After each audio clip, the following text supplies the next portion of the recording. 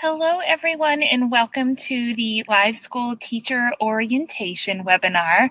I'm so glad that you're all able to join us, and especially I know many of you are teachers who are getting ready for the beginning of the school year, so I know this time can be very busy for you. So thank you again for joining us, and I hope this webinar is worth your time. Just a quick note about the webinar format today. So yesterday was actually when we offered the live webinar to teachers, yesterday, Thursday, August 30th. I am recording this again because we had some technical difficulties with the recording yesterday, and I want to make sure that we send out a really high quality recording to all of you teachers who weren't able to view it yesterday. So there will be a few things that you won't see today. The polls will not be live polls, but I'll tell you about the results of yesterday's polls. So like I said, welcome. Just to let you know, you're just viewing the recording, so we won't be able to see you or hear you right now. And we're going to spend the next 25 minutes going over the LiveSchool platform. So if you're a new teacher, these are going to be features that you will need to know how to use in order to use LiveSchool appropriately. And if you've used LiveSchool before and you just need a refresher, this is probably all going to be pretty familiar, but you might learn about some new features that you haven't used before. So like I said, we're going to be recording this webinar to share out. So please feel free after the recording is finished and you're watching it to forward along to your colleagues and share it with them. So to get started, I am going to introduce myself. My name is Gracie, and I am an account manager here at LiveSchool. A little bit about me. I taught for a couple years in San Antonio, Texas. I was a reading intervention teacher at a middle school there. I spent about 3.5 years working in Metro Nashville public schools, and I worked with schools to engage their families and their community and just do some best practices around family engagement. My colleague Caitlin was helping out yesterday. She was the one that was talking in the chat. She is the Director of Customer Success here at LiveSchool. So when you call in or you need help, you'll probably talk to one of us or someone from our support team. So the first poll that I asked yesterday, I just wanted to ask what everyone's story was. So we had a lot of new teachers that were brand new first-year teachers, which was exciting. And then we had a lot of teachers who were new to their school this year and therefore new to LiveSchool.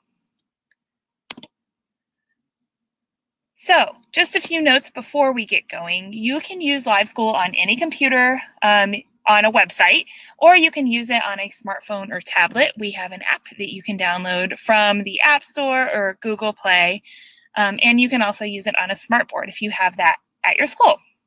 It's best to use LiveSchool on Google Chrome, so you might want to go ahead and bookmark the website that I have here, app.liveschoolinc.com, on your Google Chrome browser to make it super easy to log in. If you're brand new to LiveSchool, you have either probably already or soon you will receive an email with instructions on how to sign in for the first time. If you haven't gotten that email, check with your LiveSchool site leader and ask them to invite you. And then once you're invited, you're going to get the email pictured here. So the subject line is just welcome to LiveSchool. And when you open the email, you'll see what is pictured here. You'll just click open LiveSchool. It'll ask you to set your password, and then you'll be able to get started. One note, the first time that you log into LiveSchool should be from a computer because you have to verify your account and you can only do that from a web browser. So once you log in initially, you'll be able to log in on the app on your smartphone or tablet really easily. What I'm going to do now is I'm going to share my screen with you all, and we're going to go through some of the features of LiveSchool. So when you log in, you're again going to go to app.liveschoolinc.com, and you're going to be brought to this page. So you can either enter your email address and password.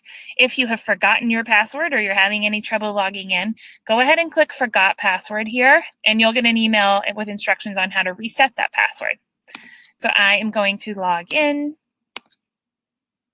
And when I do, I'm taken to the LiveSchool page here. To get to the main menu, you can always just click menu in the top left here. So the main menu looks like this. It's just points, rewards, reports, setup, and insights. I'm going to start here in points because this is where teachers are going to spend most all of their time. So when I click into points, we are taken to a roster. This is my second period roster. Teachers can toggle between different rosters if you have different periods throughout the day that you see. You can just choose different rosters, and that way it's super easy to award points to just the students in your class at that time. You can create rosters and choose kind of which rosters you see in this selection here, and I'll show you how to do that in a little while. So back to my second period. Any teacher can award points to any student at the school. It doesn't have to be a student that's on one of their rosters. So to do that, maybe you see a student helping someone else in the hallway and you want to give them a point. You can click the magnifying glass up here and just search for that student's name. And when you do, you can easily award a point to that student that way. Back to my second period, it's easy to award points to a student. So I'll just click on this student Carly's name and hit continue down here in the bottom right. And I'm taken to our school-wide behavior rubric. So at your school, everybody will be giving points for the same things according to what's on your behavior rubric. I'm going to give this student a point for being on time to class. You can change the location that a behavior has occurred if you need to by clicking the classroom button up here in the top right and selecting a different location. And you can also change the time a behavior has occurred.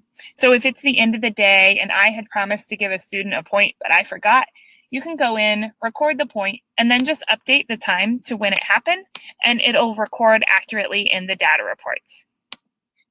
And there is always an option to leave a comment. So I am going to click the comment bubble here and say this student was actually 3 minutes early to class. When I hit submit, there's a sound, there is a pop-up notifying the student that they've earned a point, and the student's point bubble is updated. So a little bit about these point bubbles. They update throughout the day. The green bubbles are just the number of merits the student has earned from all of their teachers throughout the day. If your school records negative points, there will also be a red bubble here showing the number of demerits the student has earned throughout the day from all of their teachers. You can choose which points display on here. So if you don't want a point to display, you can just turn off these point bubbles, and I'll show you how to do that in just a little while. If you have a student towards the end of the day and you want to know what kind of day they're having so far, you can just click on their name and hit this eyeball button down here in the middle. And it's going to take you to a screen where you can see all of the merits and demerits this student has earned, which teacher gave the point, and any comments that any teachers have left. You can also see what time it happened. So this is really helpful. I see this student has gotten a lot of merits lately, so I might give her some props when she comes to my class and say, I see you've been doing really well lately. Great job. This is also the screen where you can come if you accidentally recorded a merit or demerit for a student. You can delete those points by clicking this blue X over here. But just note, you can only delete points so far back. So if it's over a week ago and you recorded a point, you probably won't be able to delete that point. So if you do make a mistake and record a point, just make sure you delete it very soon after you record that point. We'll go back to the points screen here. And I want to tell you all just a few quick tips for yourself. So you don't always have to go down here to continue to record a point. If you want, you can just double click the student's name and double click a point, and it'll record that way. And also, if you want to give points to all of your students in your class at once, you can select them all by hitting this button down here on the bottom left. Let's say we're going to give all these students a point for coming in and getting started on their do now or their bell ringer right away. And you can just deselect those students who aren't necessarily meeting that expectation and give the rest of the students a point that way. There are some teacher features in the points mode that you all may be interested in using, and those are found under the options section. So if you click into options, you're given some different options here. The first thing we have is a random student selector. And this is really cool if you want to pick out a random student, maybe to choose a book to read during read aloud time. Or you might pick out a random student to call on to answer a question. If you just click on random student here, I'll show you what happens.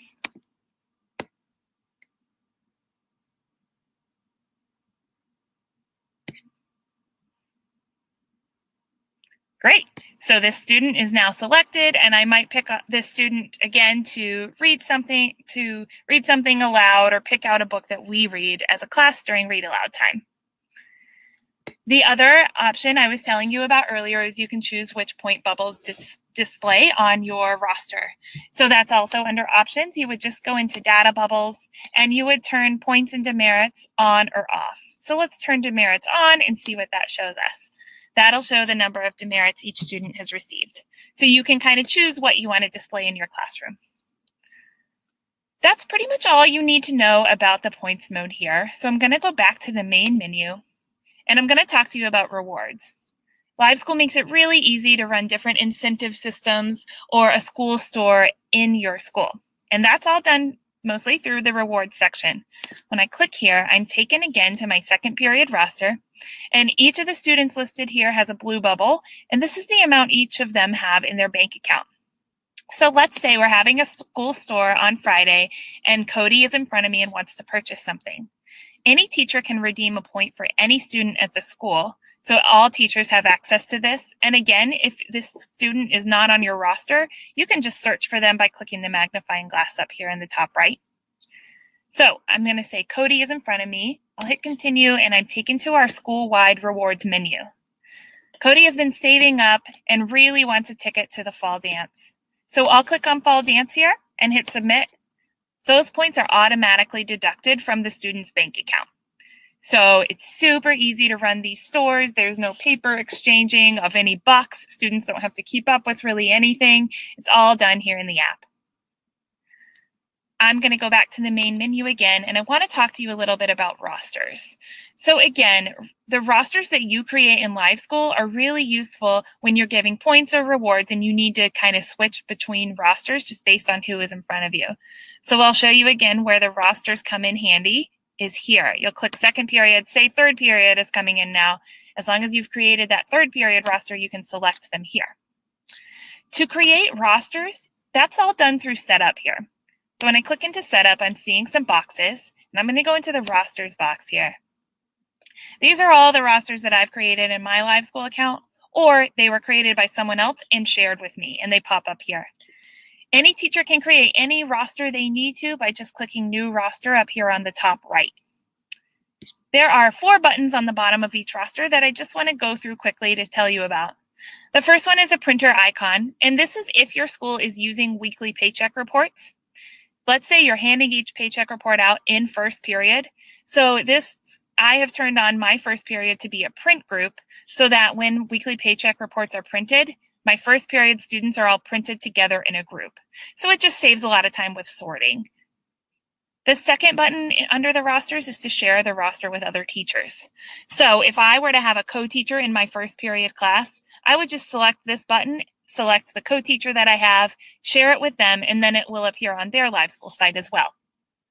The third button is to just add or remove students from a roster. So if we have students switching around classes, you can click that button to edit it. And the fourth button has 3 dots, and it's a drop down. So if you click those 3 dots, you're given some options. The first one is you can rename a roster if you want. This is where you can go to print access codes. Access codes are the sheets that you send home with students and parents so that they can sign up for the LiveSchool app themselves.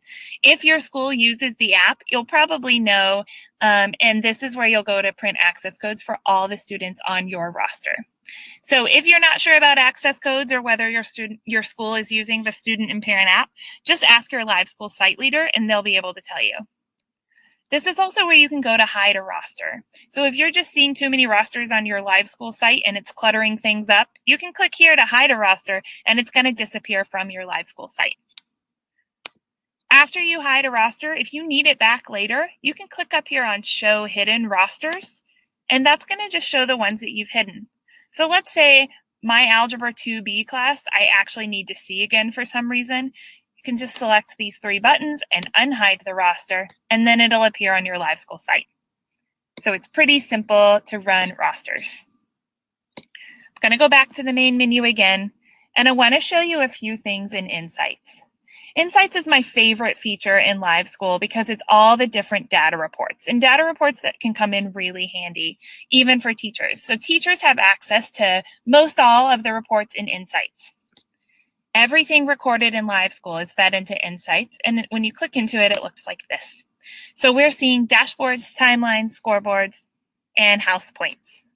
I want to show you dashboards first. There's different levels of dashboards that teachers can look at, and I want to show you what the teacher dashboard looks like.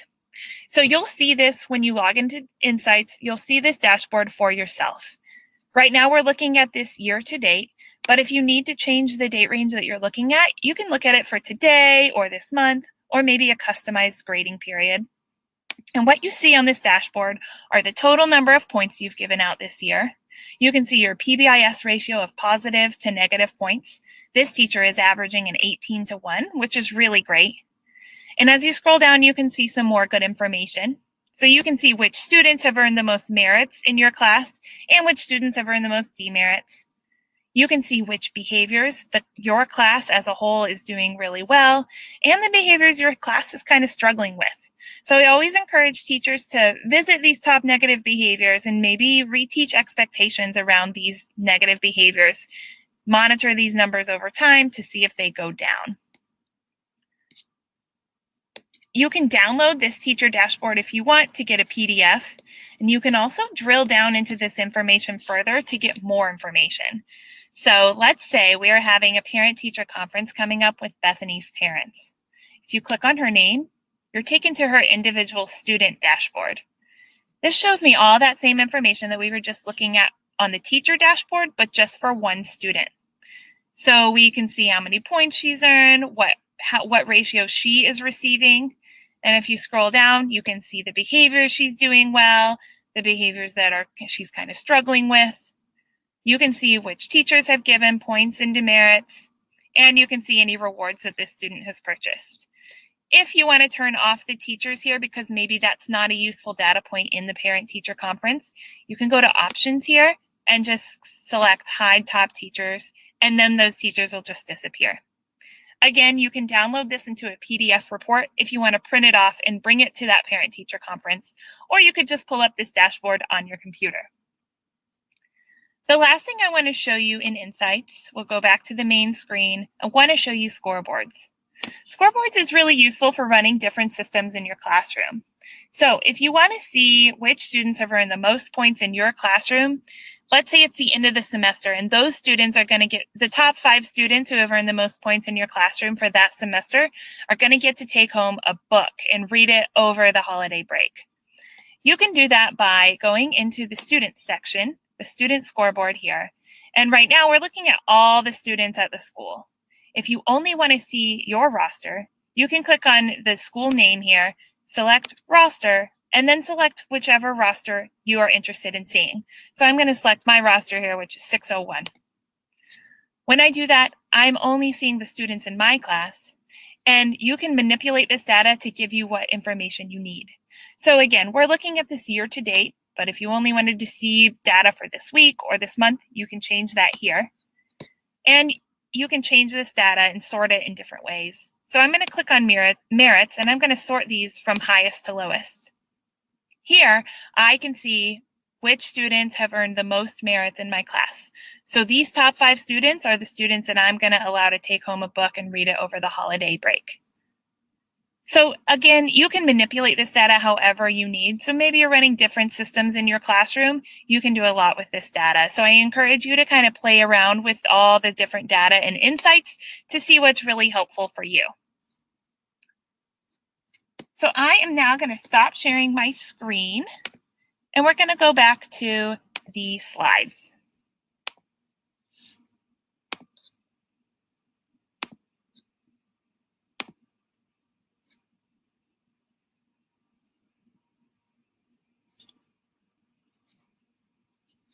It's taking just a second to load. Perfect. Let's get to where we were. Great. So what I did at this point yesterday in the webinar was I asked another poll of how comfortable are you feeling now with LiveSchool? And we had a lot of great responses. Most people were feeling great and good, ready to go. There were a few people that had some additional questions, and that's totally okay. I know that there are lots of questions with LiveSchool. So what I want you to know is that if at this point you still have some questions, we have a really great support team. So you can reach out to our support team anytime, and we'll get back to you Monday through Friday. Our hours are about 8 to 5 p.m. Central Time. Our email address is just support@liveschoolinc.com. I'll show you this a little later as well. Or you can give us a call at our phone number, 877-612-1086. And you can also find ways to contact support through the LiveSchool website or the app. So on the website, you'll see here, this is our main screen on the website, and there is a gray box at the bottom that says Need Help, and there's a Contact Us button there. You can just click that to send an email directly to support. And from the app, here is where it is and what it looks like. We also have a really good support website, and this is a little known secret, but it's so useful for teachers and admin at the school. So to get there, you'll just go to www.yliveschool.com/support, and this is the homepage you'll be taken to. What you can do is, in anything you're looking for, type it into this bar and search for it, and it's likely that we're going to have an article with step-by-step instructions on how to achieve whatever you're trying to do. So I encourage you all to visit support if you're running into any issues at all with LiveSchool, and if you can't find the answer there, please email or call us and we'll be happy to help you through it.